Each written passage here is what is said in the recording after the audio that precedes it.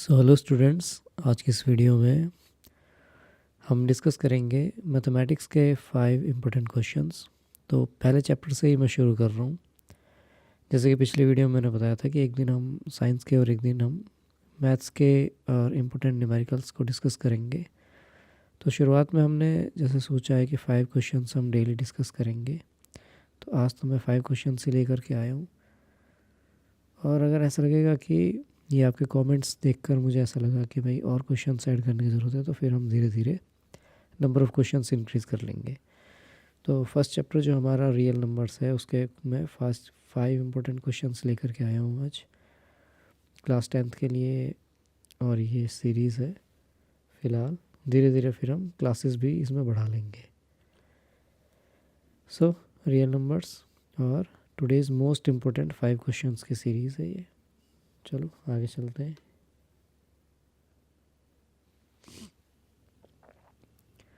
तो पहला क्वेश्चन है, prove that square root 3 is an irrational number. अब देखो, अगर इस तरह क्वेश्चन कभी भी आता है कि आपको एक इरेशनल नंबर को इरेशनल नंबर प्रूव करना है, तो आपने क्या करना है, सबसे पहले आप ये अज्यूम कर लो कि जो नंबर हमें गिवन है वो इरेशनल नहीं है बल्कि रैशनल है। ठीक है, तो let square root 3 is a rational number. ठीक है, सबसे पहले अज्यूम कर लिया कि ये रैशनल नंबर है। अब अगर ये रैशनल नंबर है तो ऑब्वियस सी बात है कि इसे हम पी बाई क्यू की फॉर्म में या ए बाई बी की फॉर्म में लिख सकते हैं। तो हम लेते हैं कि स्क्वायर रूट 3 क्या है, पी अपॉन क्यू के इक्वल है। अब यहाँ पे ध्यान क्या रखना है कि ये जो पी और क्यू है, पी एंड क्यू, ये कैसे हैं, को प्राइम्स हैं। ठीक, को प्राइम नंबर्स अगर आपको नहीं पता है तो मैं उसे बता देता हूँ आपको। को प्राइम नंबर्स का मतलब है, सपोज दैट जैसे 12 है और 25 है, तो क्या ये दोनों अलग अलग प्राइम नंबर्स हैं? नहीं, ये भी कंपोजिट नंबर है, क्योंकि 2 के टेबल में भी आता है, 3 के टेबल में भी आता है, 4 के टेबल में भी आता है, 6 के टेबल में भी आता है। 25 जो है आपके 5 के टेबल में आता है खुद, 1 और 25 के टेबल में तो आता ही है, मतलब इसके 3 फैक्टर है। तो हम कह सकते हैं कि ये प्राइम नहीं है, कंपोजिट है।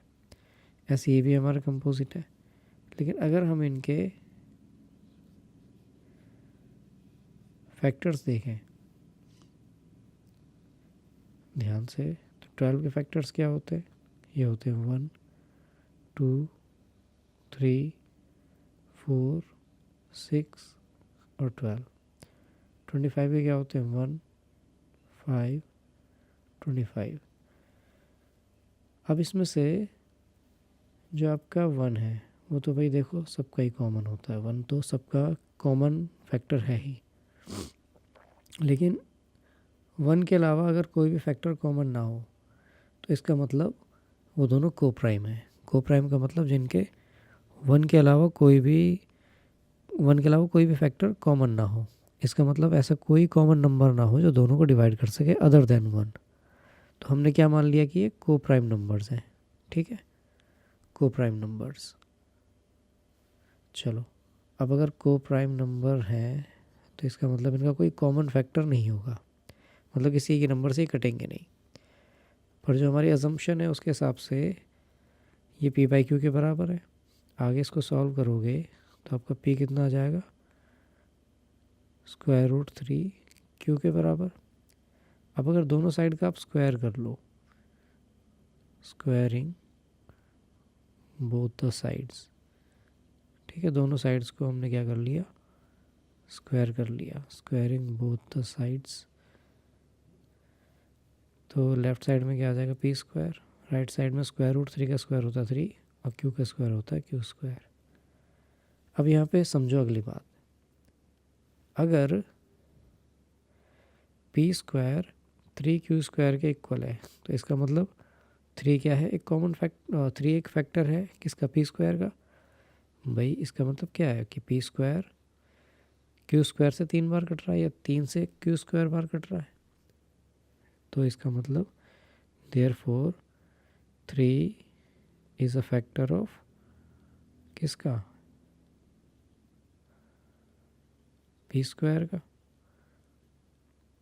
अब कोई भी नंबर जो है अगर होल स्क्वायर है, जैसे पी स्क्वायर है, तो कोई भी नंबर अगर पूरा स्क्वायर है और उसमें कोई एक फैक्टर आया तो सीधी सी बात उसमें 2 बार होता है ना। मतलब जैसे 3 का स्क्वायर करा तो 3 इंटू 3, 4 का स्क्वायर किया तो 2 इंटू 2 है, और वो फिर 2 इंटू 2 इंटू 2 इंटू 2 हो जाएगा, मतलब 4 बार आ जाएगा। अगर 4 में 2 बार 2 आता है तो 4 का स्क्वायर कितना होता है, 16 होता है, और इसमें ये 2 रिपीट हो गया, मतलब पावर 2 हो जाती है ना, तो कोई भी चीज़ 2 बार आएगी, वो भी मल्टीप्लिकेशन में। इसका मतलब ये है कि अगर पी स्क्वायर किसी नंबर से कट रहा है तो पी भी उस नंबर से कटेगा। तो हम कह सकते हैं कि hence P is also divisible by 3।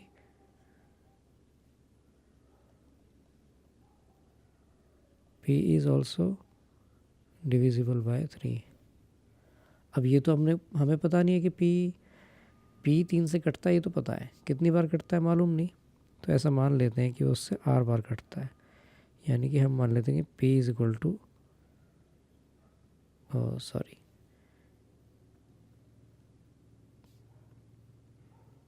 p is equal to 3r। ठीक है, अब अगर p is equal to 3r है तो, और मैं दोनों साइड का स्क्वायर कर दूं तो क्या आ जाएगा, p square is equal to 9r square. लेकिन p square is equal to तो 3r स्क्वायर के भी बराबर है, यहाँ देखो। तो मैं इसे लिख सकता हूँ कि ये स्क्वायर है, सॉरी, ये हो जाएगा 3q स्क्वायर। अब अगर आप इसे काटोगे 3 से तो ये 9 जो है 3 टाइम्स कट जाएगा, तो आपको क्या मिलेगा, 3r square is equal to Q square. अब यहाँ पे आपको क्या दिख रहा है कि क्यू स्क्वायर जो है वो आर स्क्वायर से 3 बार कटता है। तो इस स्टेटमेंट से ये पता चला कि therefore Q square is divisible by क्या, 3, डिविजिबल बाय 3। अब अगर क्यू स्क्वायर 3 से डिवाइड होता है तो क्यू भी क्या होगा, डिविजिबल होगा 3 से।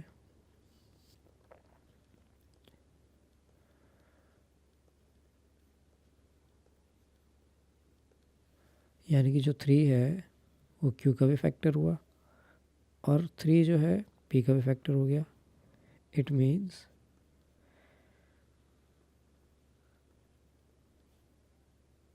कि 3 is a common factor of P and Q।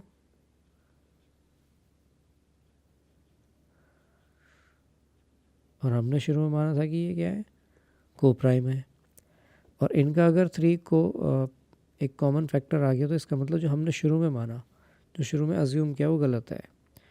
तो ये क्या कर रहा है, दिस कॉन्ट्रडिक्ट्स आवर अजम्पशन, है ना। इससे क्या है, हमारा अजम्पशन ही गलत साबित हो रहा है। एक सेकेंड, कॉन्ट्रडिक्ट्स है ना, दिस कॉन्ट्रडिक्ट्स, एक सेकेंड, कॉन्ट्रडिक्ट्स ये डी है, आई कॉन्ट्रडिक्ट्स आवर अजम्पशन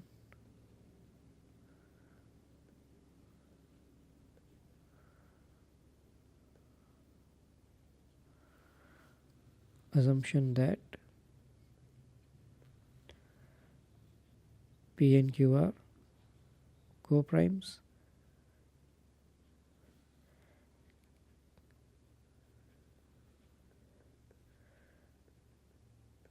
इसका अगर हमने गलत माना है तो हमने माना क्या था, हमने अज्यूम क्या किया था कि रैशनल है। Therefore we can see that square root 3 is an irrational number। और यही अपने को प्रूव करना है। ठीक है, तो इस तरह क्वेश्चन में क्या करना है, सबसे पहले जिस भी नंबर को हमें इरेशनल प्रूव करना है उसे आप रैशनल मान लो। अगर रैशनल है तो पी बाई क्यू की फॉर्म में लिखा जा सकेगा। रैशनल नंबर में पी और क्यू क्या होते हैं, को प्राइम होते हैं, तो इसका मतलब पी और क्यू इसमें को प्राइम होंगे यहाँ पे भी। अब इसके हिसाब से फिर आप ये वैल्यू ले लो, फिर दोनों साइड का स्क्वायर कर दो, यहाँ पर हमें ये वैल्यू मिल जाएगी। यहाँ से पता चलता है कि पी स्क्वायर का एक फैक्टर होना चाहिए 3। तो अगर पी स्क्वायर का फैक्टर 3 है तो पी का फैक्टर भी होगा 3, और 3 से अगर पी कट जाता है तो हमने मान लिया आर टाइम्स डिवाइड हो जाता है। दोनों साइड का स्क्वायर करेंगे तो यहाँ पे क्यू स्क्वायर भी 3 आर स्क्वायर के बराबर आ जाता है। इसका मतलब क्यू स्क्वायर का भी फैक्टर होगा 3। क्यू स्क्वायर का होगा तो क्यू का भी होगा। इसका मतलब पी और क्यू एक कॉमन फैक्टर लिए हुए हैं जो कि 3 है, और हमारे असम्पशन के हिसाब से इनका कॉमन फैक्टर होना नहीं चाहिए था। इसका मतलब हमारी कॉन्ट्रडिक्शन गलत है, सॉरी हमारी असम्पशन गलत है क्योंकि वो कॉन्ट्रडिक्ट हो रही है। तो इसका हमने क्या माना था कि वो रैशनल है, इसका मतलब हमने गलत माना और वो इरेशनल है। ठीक है, चलो नेक्स्ट क्वेश्चन की तरफ चलते हैं। ये भी एक इम्पोर्टेंट क्वेश्चन है। तो हमें क्या दिया है कि 3 × 5 × 7 × 11 + 7 है, और इसे कंपोजिट नंबर प्रूव करना है। कंपोजिट नंबर प्रूव करने के लिए आपको क्या करना होता है कि एक के अलावा कोई एक ऐसा फैक्ट नंबर लाना होता है जिससे कि वो कट जाए। तो एक कॉमन फैक्टर अगर आपको दिखाई दे रहा है दोनों नंबरों का, जैसे कि यहाँ पे मुझे 7 दिख रहा है, पर फिर भी हमें क्या है इसका फैक्टर ला के दिखाना होता है, तो हम कह सकते हैं कि ये कंपोजिट नंबर है। तो क्या करेंगे, यहाँ पे हम 7 कॉमन ले लेते हैं। अगर 7 कॉमन ले लूँगा तो पहले वाले टर्म में क्या बच जाएगा, 3 × 5 × 11, दूसरे में 7 × 1 = 7 हो गए। चलो अब मुझे दिख रहा है कि 7 से कट जाता है, पर फिर भी हम इसे कैलकुलेट करेंगे। तो 3 × 5 = 15, और 15 11 से होते हैं 165 + 1। अगर मल्टीप्लाई करोगे तो ये आ जाएगा 166। तो आप देखो 2 से डिवाइड करने पर आता है 83। तो मुझे इसमें इसके 3 फैक्टर दिखाई दे रहे हैं। सिंस द गिवन नंबर, अब आप लिखोगे ना, रीज़न तो देना पड़ेगा कि क्यों कह रहे हो कि कंपोजिट है। So since the given number is divisible by, हमारे पास 3 नंबर हैं, 7, 2 एंड 83। इन तीनों से कट जाता है क्योंकि तीनों फैक्टर है। Therefore the given number is a composite number.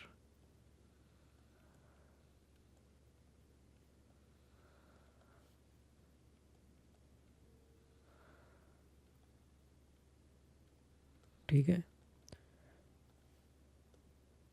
एक के अलावा कोई एक नंबर ऐसा दिखाना होता है जो गिवन नंबर को डिवाइड कर दे, यानी गिवन नंबर का फैक्टर हो। तो हम कह सकते हैं कि जो गिवन नंबर है वो क्या है, एक कंपोजिट नंबर है। ठीक है, नेक्स्ट क्वेश्चन है, if HCF of 657 and 963 is expressible in the form of this 657x plus 963 into -15, find the value of x। Okay, तो सबसे पहले क्या करते हैं, HCF निकाल लेते हैं। HCF निकालेंगे हम यूक्लिड के एल्गोरिथम से। तो हमारे पास 2 नंबर हैं, एक तो है 657, एक है 963। तो सबसे पहले क्या है, बड़े वाले नंबर को छोटे वाले के टर्म्स में एक्सप्रेस करेंगे।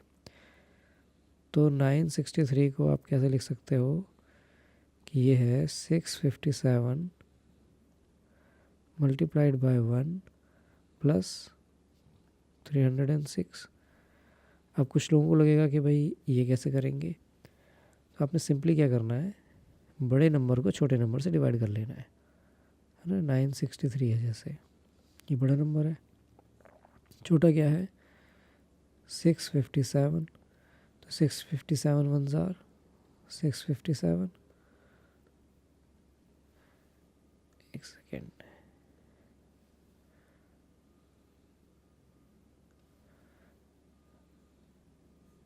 तो कितना बचेगा आपका ये 306। आपको पता है कि इन दोनों को अगर आप मल्टीप्लाई कर दें और ये इसमें ऐड कर दें तो आपको ये नंबर मिलता है। यानी कि आपका divisor into quotient plus remainder क्या होता है, डिविडेंड के बराबर होता है। तो ऐसे इसको आपने हर स्टेप में करना है। धीरे धीरे फिर क्या है, आदत पड़ जाएगी, जैसे जैसे प्रैक्टिस होगी फिर आसान लगने लगेगा। अब क्या करना है आपने, इस नंबर को इसके टर्म्स में लिखना है।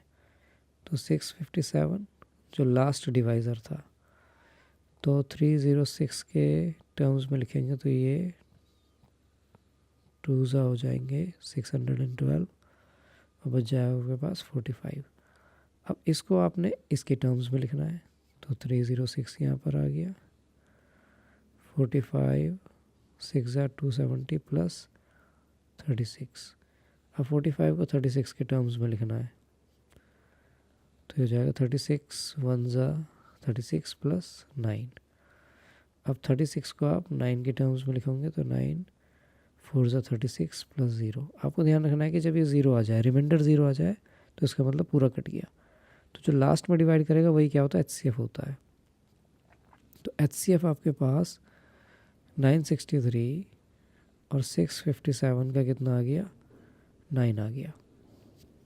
पर वो कह रहा है कि इसे एक्सप्रेस किया जा सकता है इसमें, यानी कि जो 9 है वो कितना है आपका 657 into x plus 963 multiplied by -15।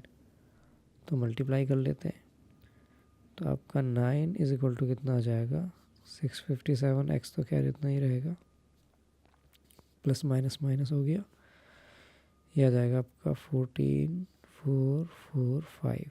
ठीक है, मैंने कैलकुलेट कर रखा है।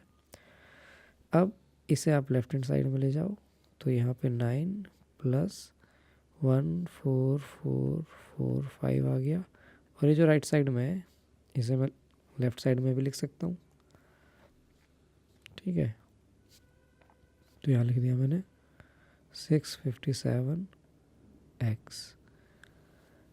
ओके, आगे करते हैं, इनको ऐड कर लो तो आपका आ जाएगा 657x इज इक्वल टू कितना 14454।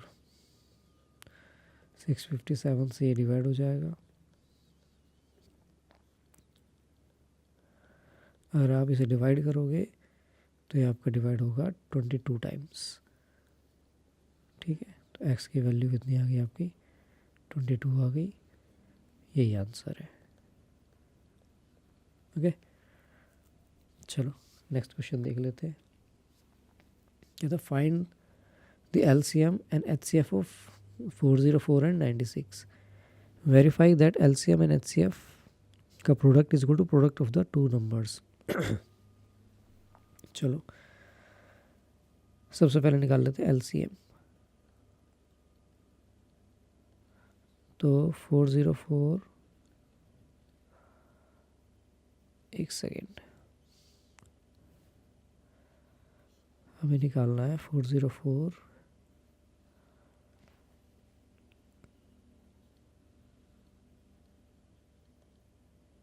एंड 96 का LCM। ठीक है, तो सबसे पहले प्राइम फैक्टर कर लेते हैं। तो 404 के क्या प्राइम फैक्टर्स हो जाएंगे,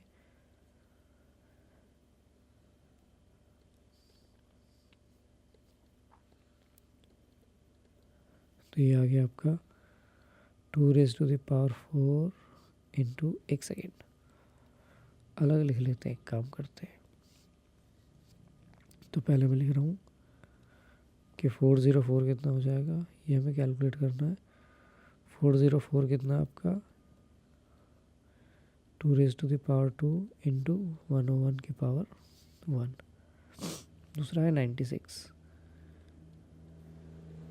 तो कितना हो जाएगा 16 6 32 3 96। तो जब आप प्राइम फैक्टर करोगे तो ये आ जाएगा 2⁵ इंटू 3। है ना। 2⁵ कितना होता है, 32 होता है, और 32 3 ज़ा 96 होते हैं।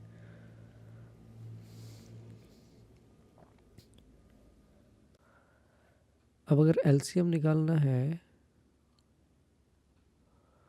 तो एलसीएम क्या होता है, जो बड़ी पावर होती है उनको मल्टीप्लाई करते हैं।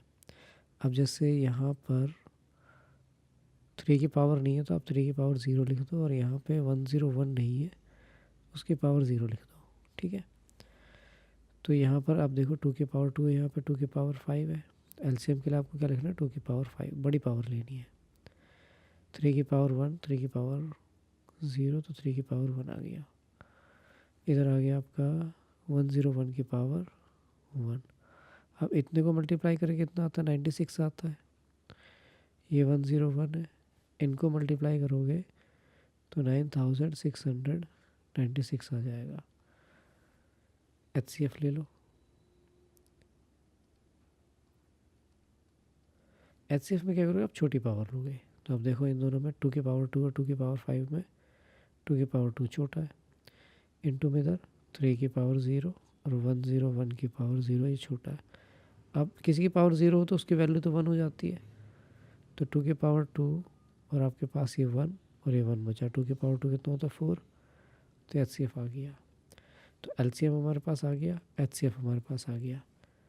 अब क्या कह रहा है, अब कह रहा है कि प्रूव करना है, वेरीफाई करना है कि एलसीएम और एचसीएफ का प्रोडक्ट वही होता है जो दोनों नंबर्स का प्रोडक्ट होता है। तो एलसीएम इंटू एचसीएफ निकाल लेते हैं।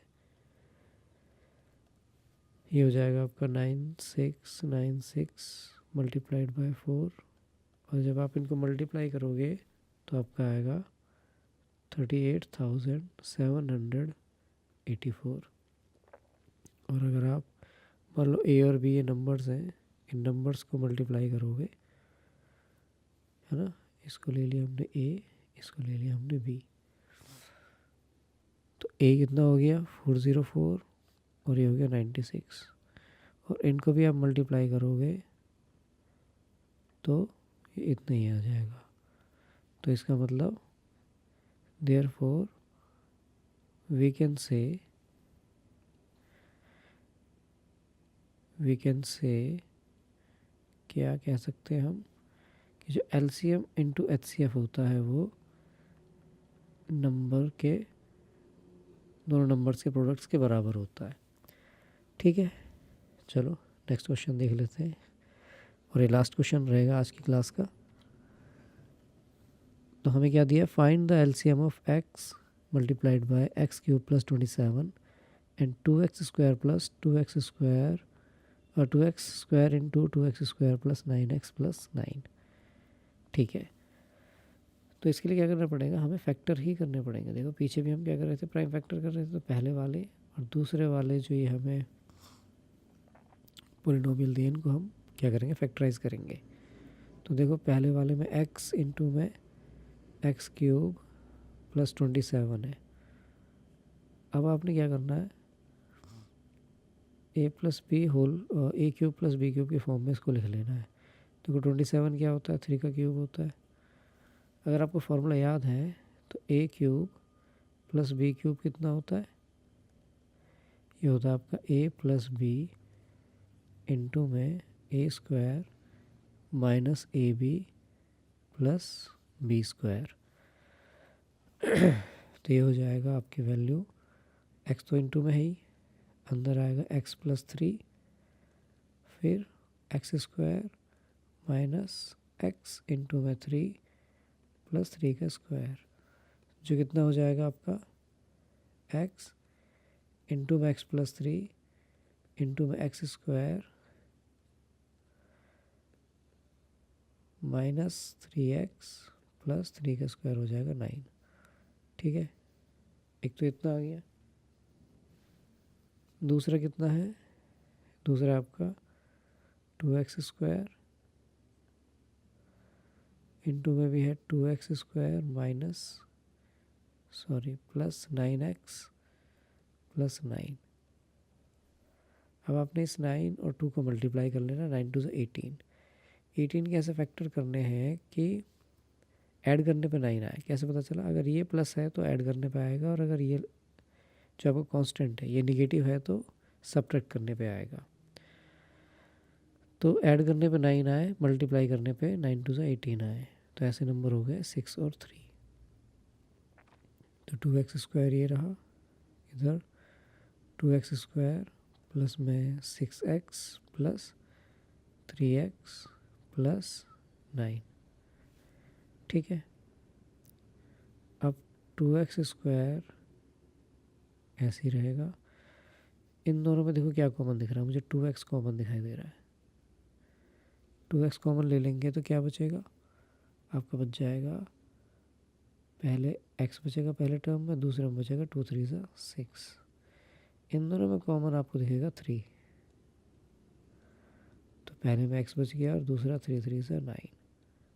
अब x प्लस 3 इन दोनों टर्म्स में कॉमन है, तो आपका आ जाएगा 2x² इंटू में x प्लस 3, पहले में क्या बचा आपका 2x प्लस 3 बच गया दूसरे में। कहता फाइंड एलसीएम, एलसीएम निकालना है। तो देखो एलसीएम क्या होगा, बड़ी पावर्स ले लेते हैं हम। तो देखो ज़रा यहाँ पे एक तो यहाँ पे x की पावर ये 1 है, यहाँ पे x की पावर 2 है। ठीक है, तो x की पावर 2 ले लेंगे। देखो यहाँ पे 2 है, ऊपर नहीं है, तो इसका मतलब ऊपर 2 की पावर 0 होगी, तो 2 ऐसे ही आ जाएगा। x प्लस 3 यहाँ पे कॉमन है, यहाँ पे कॉमन है, तो ये सेम ले लिया जाएगा क्योंकि दोनों की पावर सेम है।